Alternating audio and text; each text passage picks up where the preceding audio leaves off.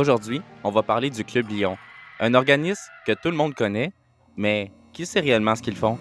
Aujourd'hui, on va explorer ça ensemble et on va découvrir qu'il y a peut-être une part un peu plus sombre que ce qu'on pense. 1917. La création du Club Lion, une organisation qui se présente comme un simple club de services humanitaires, mais qui est accusé de cacher des liens avec des ordres secrets et des intérêts financiers. Le plus fascinant dans tout ça, c'est que le rugissement du lion n'est pas seulement un appel à l'aide, mais aussi un code secret pour ceux qui savent écouter. Un code qui résonne dans les couloirs du pouvoir depuis la création de l'ONU. On nous présente souvent le Club Lion comme un groupe de bénévoles dévoués qui se rassemblent pour une bonne cause. C'est l'image qui nous martèle à coups de statues un peu dans chaque village du Québec et partout dans le monde d'ailleurs. Un peu comme une forme de conditionnement public pour qu'on les perçoive comme des bienfaiteurs. Mais si on gratte un peu sous la surface, on découvre une machine d'influence. Leur histoire avec l'ONU, par exemple, n'est pas une simple coïncidence. Le Club Lion se vante d'avoir été l'une des premières ONG invitées à la rédaction de la Charte des Nations Unies, et ce, en 1945. 2 ans plus tard, 1947, ils ont un statut consultatif auprès du Conseil économique et social de l'ONU. On nous dit que c'est pour l'aide humanitaire, la santé et le civisme. Mais quand tu es assis à un endroit où se prennent les décisions les plus importantes de la planète, t'es pas juste un bénévole. Tu es un acteur du pouvoir. Ça dénote une ambition qui va bien au-delà de la simple charité. Ça sent l'influence systémique, une volonté de façonner le monde de l'intérieur. Un statut consultatif, ça sonne comme une influence discrète, mais assez puissante. Et d'ailleurs, au Canada, aucune cachette. Le tableau est encore plus clair. Le Club Lion est inscrit sur le registre des lobbyistes. Leur but est de sensibiliser les parlementaires et de faire avancer leur cause. Pour ce faire, ils emploient un lobbyiste du nom de Sean Casey, un ancien de la Chambre des communes, qui a une connaissance approfondie des rouages du système et un accès aux décideurs. Engager d'anciens fonctionnaires du gouvernement pour faire du lobbying est une technique classique pour contourner les obstacles. On ne parle plus de simple défense d'intérêts ici, mais d'une stratégie pour s'ancrer dans la structure politique elle-même, pour façonner les politiques depuis l'ombre. Pour moi, ça n'a honnêtement rien à voir avec un groupe de bénévoles qui fait des ventes de gâteaux pour aider son prochain. Ça ressemble beaucoup plus à un parti politique avec une mission internationale, mais sans le blabla des élections. Aucune démocratie, il y a seulement les mêmes chefs qui restent en place et tout un groupe de bénévoles prêts à redorer l'image de ce club. Le Club Lion, c'est aussi une grosse usine à sous. Sous le vernis de la charité se cache une structure financière qui ferait pâlir d'envie énormément d'entreprises. L'organisation mère avait des actifs totaux de 178 millions de dollars et des revenus de 67,3 millions en 2023. La Fondation des Clubs Lion, quant à elle, gérait une valeur nette d'investissement de plus de 380 millions de dollars US en 2024. C'est une somme d'argent énorme. On nous dit que c'est pour financer des projets humanitaires, mais quand on a autant de millions de dollars qui dorment dans des investissements, on peut se demander si l'objectif n'est pas de faire de l'argent plutôt que d'aider les pauvres.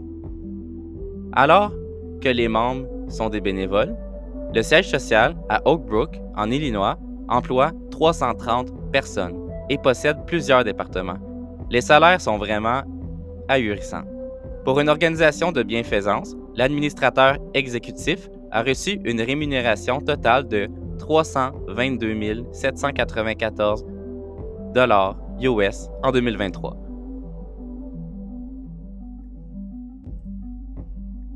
D'ailleurs, la plupart des personnes travaillant au siège social ont des salaires très similaires à ça. On parle de 100 000, 200 000, 300 000 $ US par année. Ces chiffres révèlent une dichotomie frappante entre les bénévoles, on rappelle non rémunérés à la base, et les cadres grassement payés au sommet. Ça sent la hiérarchie qui exploite le travail du bas pour le bénéfice du haut. N'oubliez pas d'aimer et de partager cette vidéo pour que le monde entier puisse voir ces chiffres. En plus de tout ça, il y a des accusations directes. Je vais vous donner 2 petits exemples parmi la multitude d'exemples qu'on peut trouver en ligne. Le journaliste Hugo Nart, un ancien membre du Club Lion qui a osé poser quelques questions, a automatiquement été radié du club. Il affirme que le gouvernement français a même cessé de verser des subventions à l'organisation à cause de plusieurs malversations. Ce n'est pas un petit problème.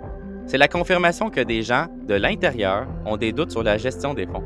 Et puis, un exemple, il y a la triste histoire de la famille Zacara qui s'est vue promettre 4 000 € en France pour un festival organisé avec le Club Lion dans la ville de Tournefeuille, et puis ils n'ont jamais reçu aucun argent. Des promesses brisées, des fonds disparus, le tout sous la bannière d'une organisation caricative. C'est le genre d'histoire qui te font réaliser que l'altruisme peut avoir un arrière-goût de crasse. Selon les chiffres, le Club Lion est bien moins une organisation caricative qu'une entreprise déguisée en bonne œuvre où les millions de dons et les cotisations des membres bénévoles servent surtout à engraisser la machine administrative. On nous dit que le Club Lion est ouvert à tous, mais l'adhésion est sur invitation seulement. Il faut être parrainé et un comité d'admission contrôle le processus. Ce n'est pas une adhésion démocratique, c'est une sélection.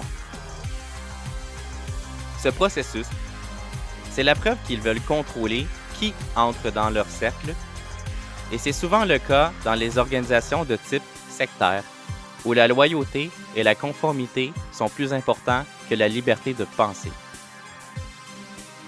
Le plus troublant dans l'affaire, c'est l'existence d'une culture de l'omerta. Hugo Nart a été radié pour avoir posé des questions sur la gestion des fonds. On dit que son expulsion a été demandée par des hauts responsables, ce qui démontre qu'on ne peut pas poser de questions, on ne peut pas douter. L'omerta, c'est le mot parfait. On se tait, on obéit.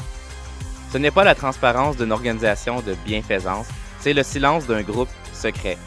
Les statuts du club interdisent la discussion sur la politique partisane et la religion sectaire, mais les membres eux-mêmes admettent que c'est l'endroit parfait pour se faire un réseau et promouvoir leurs affaires.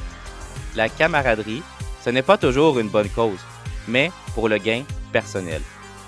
Ce qui me fait le plus de peine, c'est de voir que même la générosité la plus pure peut être détournée pour le profit et le pouvoir. On dirait que les bénévoles, en croyant servir les autres, ne font que servir une structure beaucoup plus grande, beaucoup plus avide et beaucoup plus secrète.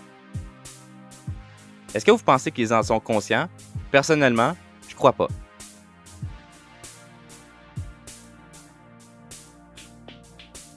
C'est ici qu'on arrive au cœur des accusations les plus lourdes et les plus choquantes. En Afrique, en Asie et dans d'autres pays dans le monde, on accuse le Club Lion de faire partie des sectes nuisibles au pays, parmi même les francs-maçons et la Rose-Croix. On dit que le Club Lion est un paravent pour des ordres ésotériques, un moyen de recruter l'élite africaine sous le couvert de projets éducatifs et humanitaires. On allègue que l'aide au développement et les financements sont des manœuvres pour s'accaparer des richesses et contrôler le destin des peuples. Le lien avec la franc-maçonnerie est persistant. Le fondateur, Melvin Jones, devinez, il était un franc-maçon. Un membre du Club Lion haut placé l'admet, il y a bel et bien des membres francs-maçons dans le Club Lion, je le dis et je l'assume. C'est un peu comme dire, je ne suis pas un terroriste, mais tous mes amis le sont. Le Club Lion est considéré comme un lieu de recrutement pour les maçons, un bassin d'individus influents qui peuvent ensuite être initiés à des choses beaucoup plus secrètes. Cette connexion, ce n'est pas une simple coïncidence. Le mystère s'épaissit encore plus avec les accusations en lien avec la Rose-Croix, une secte très connue mondialement, et aussi avec la scientologie. Dans son livre, Hugo Nart affirme que le Club Lion s'est associé avec la scientologie. La scientologie, c'est une organisation reconnue comme une secte, connue pour ses pratiques de chantage et de harcèlement. Si cette association est vraie, elle change tout. Le Club Lion ne serait pas une simple organisation de service, mais une entité potentiellement liée à des groupes hautement manipulateurs. C'est l'accusation ultime qui fait basculer le récit d'une simple organisation d'influence à un mouvement sectaire. Le silence de l'organisation sur toutes ces accusations ne fait qu'ajouter au mystère. Le fait qu'on ne puisse pas poser de questions, que les membres qui doutent soient expulsés automatiquement et qu'il y ait une culture de l'omerta, tout ça peint le portrait d'une organisation qui a des choses à cacher, des secrets qui pourraient nous faire sursauter de nos sièges si on les connaissait tous. Personnellement, je me demande si les membres du Club Lion sont conscients de ces allégations et surtout, si la scientologie est vraiment impliquée, y a-t-il des histoires de pratiques de recrutement ou de chantage qui n'ont jamais été rendues publiques? Probablement. Merci d'avoir écouté jusqu'à la fin et on se retrouve bientôt pour un prochain vidéo sur Alexub.